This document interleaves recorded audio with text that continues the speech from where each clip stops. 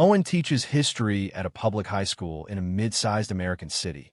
The kind of city that isn't famous for anything, which means it contains, in roughly accurate proportion, the full range of people a democracy actually runs on. Farmers and professors, union workers and small business owners, people who vote reliably and people who haven't voted in 20 years. Owen has lived here his whole life. He knows these people. He coaches youth soccer on weekends. He eats at the same diner on Friday mornings. And yet, 3 years ago, Owen started to feel like he didn't recognize his country anymore. Not because anything in his town changed. The diner was still full. The soccer games were still the same cheerful chaos. His neighbors were the same people they'd always been. But his phone told a different story. A story of a nation so savagely divided, so brimming with hostility, that it seemed impossible the two realities could coexist. His feed, which he'd always thought of as a window on the world, had started to feel like something else entirely. It took him 2 more years to figure out what. It wasn't a window. It was a mirror, but not a mirror showing him his own reflection. A mirror showing him a reflection of everyone else, amplified and distorted by a lens he hadn't known was there. And here's the number that makes that concrete. The number that, once you hear it, reframes everything about how you assume your feed actually works. We'll get there. But first, we need to dismantle something most people think they already understand. Because most people, when they hear the phrase filter bubble, think they know what it means. And they're right, just not completely. And the part they're missing is the part that actually matters. The term was coined in 2011 by internet activist Levi Boxell, in a book that became one of the more genuinely prescient pieces of tech criticism of its era. Boxell's core observation was elegant. As platforms began personalizing what content you see, they would, over time, show you more of what you'd already engaged with and less of what you hadn't. If you clicked on progressive content, you'd see more of it. If you ignored content from the other side, the algorithm would quietly deprioritize it. The result, Boxell argued, would be a world where each of us lives inside a custom-built information environment that reflects and reinforces existing views, a bubble sealed from the outside. It's a clean theory, intuitively satisfying, and it has been repeated so many times in think pieces and congressional hearings and dinner table arguments that it has hardened, for most people, into received wisdom. Here's the problem. The empirical research that followed, the actual data gathered by people who could examine these systems directly, kept finding something more complicated. Studies examining what people actually see on major platforms found that most users are regularly exposed to content from outside their political tribe. The pure sealed bubble, where you only ever encounter your own side, turned out to be far rarer than the popular narrative assumed.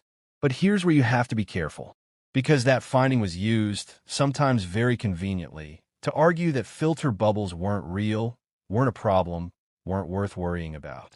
And that conclusion is wrong in a way that is more dangerous than the original oversimplification.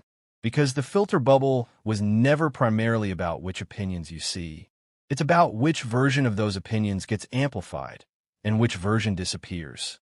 Let's stay with that for a moment. This is the pivot everything else turns on. Imagine a spectrum. On one end, a person who holds a political view with calm, considered conviction, someone who can articulate why they believe what they believe, acknowledge real uncertainty, and recognize that people on the other side aren't monsters. On the other end of that spectrum, someone holding the same view in its most extreme, least measured, most inflammatory form. Someone who is certain the other side isn't just wrong but evil, not just misguided but dangerous. Both types of people exist. In any large population, they exist in wildly different proportions. The calm, considered majority, vastly outnumbers the furious fringe. Now ask yourself, and be honest, which one of those people generates more comments? Which one gets shared? Which one makes you stop mid-scroll, even for a flash of disbelief or irritation? This is not a story about political bias baked into Silicon Valley. This is not a story about algorithms secretly favoring one ideology over another. This is not a story about censorship, shadow banning, or any of the more conspiratorial theories that orbit this conversation. This is a story about a simpler and more unsettling fact. Anger travels farther than calm. Extreme positions generate more engagement than careful ones. And engagement, your clicks, your comments, your shares, your time on the platform, is the only metric the algorithm was ever really designed to maximize. Christopher Bale, a sociologist at Duke University who spent years studying how social media shapes political identity, found in his research that platforms don't radicalize you by locking you in a room with only your own ideas. They do something stranger and, in some ways, more damaging. They make the most extreme members of every group the most visible ones. Think about what that means for you. When you open your feed tonight, you're probably not seeing only your side. You're seeing both sides, but you're seeing the angriest, loudest, most combative version of each. The people in the middle, who have real doubts, who hold genuine contradictions, who think this stuff is complicated and say so, don't post as often, and when they do, their posts don't travel nearly as far. The algorithm isn't filtering them out for holding the wrong ideology. It's filtering them out for being insufficiently engaging. And here's where the real damage begins. Because you aren't just a passive observer of your feed. You are a human being with a brain that is constantly, unconsciously, using what it repeatedly sees to build a working model of reality. And the model your brain is building, based on your feed, is telling you that virtually everyone on the other side is its most extreme version. Not the thoughtful neighbor who votes differently but worries about the same things you do. Not the person at your kid's soccer game who would surprise you if you actually talked. The version in the feed. The screaming version. The version that was selected specifically because it would make you feel something. This is where we get to the number. And if you're still with me, stay with me, because the next part is where this gets genuinely strange. Research into what's sometimes called perceived polarization, the gap between how divided people think their country is versus how divided it actually is, has found something that should stop you. People routinely and dramatically overestimate how extreme the other side's views are. In surveys where people are asked to estimate what a typical member of the opposing party actually believes on specific policy questions, they guess positions far more radical than what most members of that party actually hold. The perceived gap is roughly twice the actual gap. Twice. We are living as though our country is twice as divided as the data shows it to be. And that perception isn't primarily coming from your lived experience, the diner, the soccer field, the neighbors you've known for years.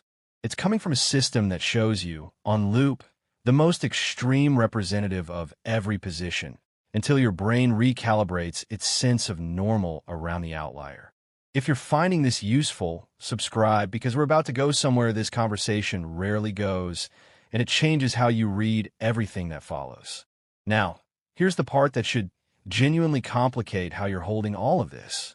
Diane is 38, a graphic designer, and 2 years ago, she decided she was going to fix her own filter bubble. Deliberately, methodically, she followed accounts from the other side of the aisle. Not the screaming Fringe, but what she thought were reasonable, mainstream voices she'd been shielded from. She wanted to understand. She thought that was the solution. More exposure, more contact, more perspective. 6 weeks later, she found herself more entrenched in her own views than when she started. This isn't a failure of Diane's character. It's a documented pattern from Christopher Bale's research. In studies where participants were paid to follow opposing political accounts on social media, a significant portion shifted toward more, not less, partisan positions afterward. The reason, Bale's work suggests, is that when you go looking for the opposition, what the algorithm serves you is still the loudest, most extreme version of it. The most engaging, the most designed to provoke. And encountering that, repeatedly, does something your brain interprets not as broadening, but as confirmation. See? This is what they're actually like. The filter bubble's cruelest trick isn't what it does when you stay inside it. It's what it shows you when you try to leave. Now, layer on top of this a finding from Levi Boxell at Stanford, and the picture gets stranger still. Boxell examined polarization data across age groups and found that the Americans who have polarized most dramatically in recent decades are older Americans. The demographic that uses the internet least, spends the least time on social media, and is least exposed to algorithmic curation. Meanwhile, younger Americans, the most chronically online generation in history, show comparatively lower levels of polarization. If this were simply a story about algorithmic exposure corrupting otherwise reasonable people, that pattern shouldn't exist. What fits instead is something more textured and harder to fix. The algorithm isn't the only driver of polarization. What it is doing is more specific, and in some ways more insidious. It's warping the perception of where everyone stands.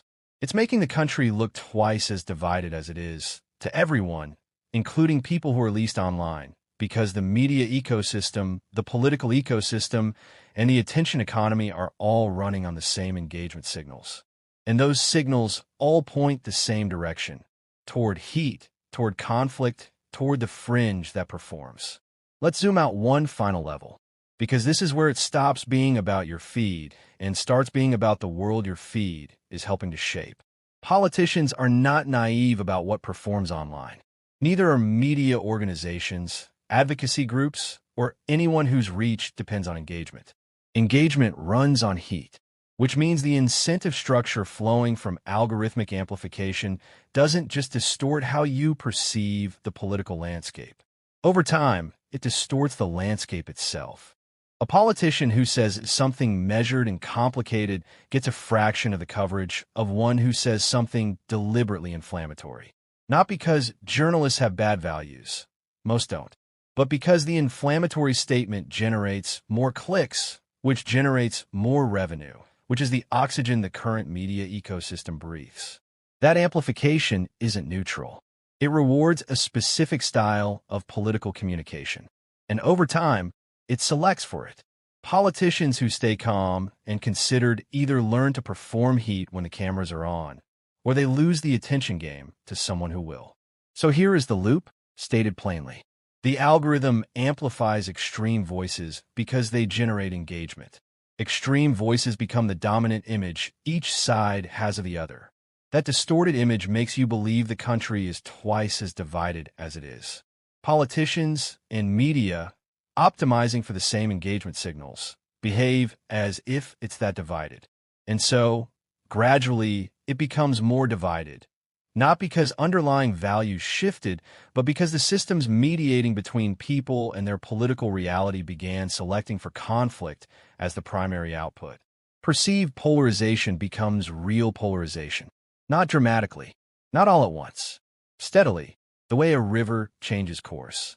You don't notice it from inside the current. You only see it from above. Owen finally saw it from above on a Saturday morning in September, a school board meeting. The topic was routine, a curriculum review that in any previous decade would have drawn 12 people and been over by noon. Instead, 60 people filled the room.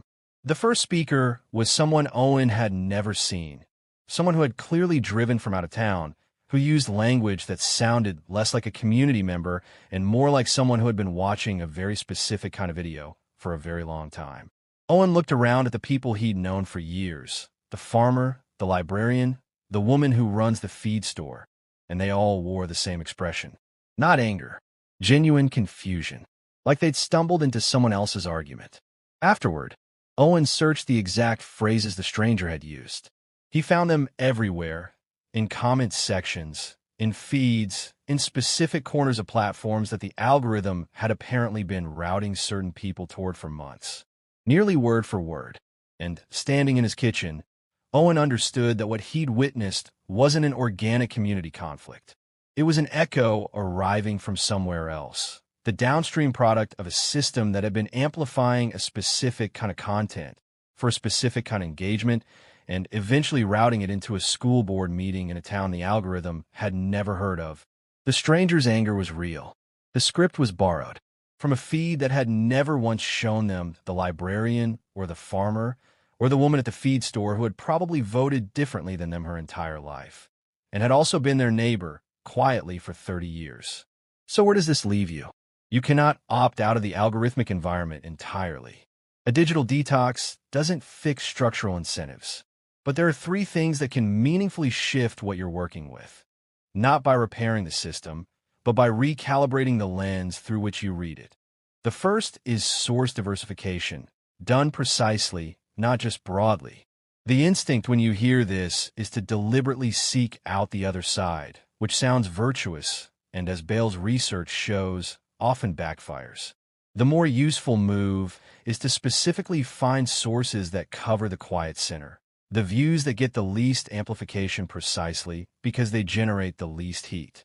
They're not exciting, they don't go viral, but they are far more representative of the actual distribution of opinion than anything your feed is built to surface. The second is what you could call the proportion check.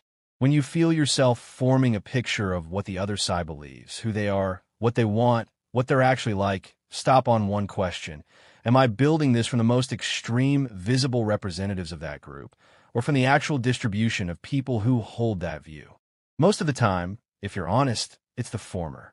The extreme was what performed. The distribution is what the data shows. The third is harder and more important than both. It's deliberate re-exposure to local reality. The diner, the soccer field, the school board meeting where most people in the room are as confused as you are. The algorithm can only distort your perception of people you don't actually know. The people you do know, who you've eaten with, disagreed with, laughed with, can't be flattened into a feed. They carry too much texture. And the more of your model of reality is built from lived proximity rather than curated amplification, the less leverage the funhouse mirror has over you. None of these are perfect, but they share the same mechanism. They reintroduce information the system was never going to surface. Not because of ideology, because it doesn't perform. Nuance doesn't perform. Ambiguity doesn't perform. The thoughtful person 3 towns over who holds contradictions with grace and disagrees with you on almost everything. They don't perform. But they exist, have always existed. The algorithm simply has no incentive to show you that. Owen still teaches history, still eats at the diner on Friday mornings. The town hasn't changed, but he reads his feed differently now. Not with less curiosity, but with a specific, calibrated skepticism about who is most visible in it and why. He doesn't assume the loudest voice is the most representative one. He doesn't mistake the fringe for the mainstream.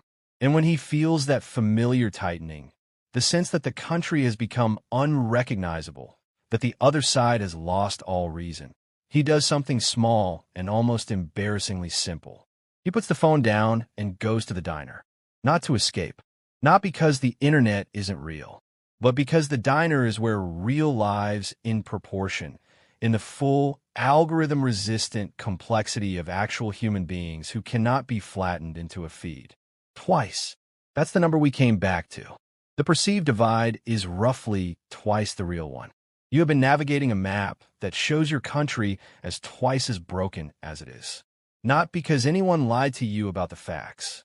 Because the system that delivers facts to you has a structural preference for whatever burns hottest, and heat, it turns out, looks almost exactly like division.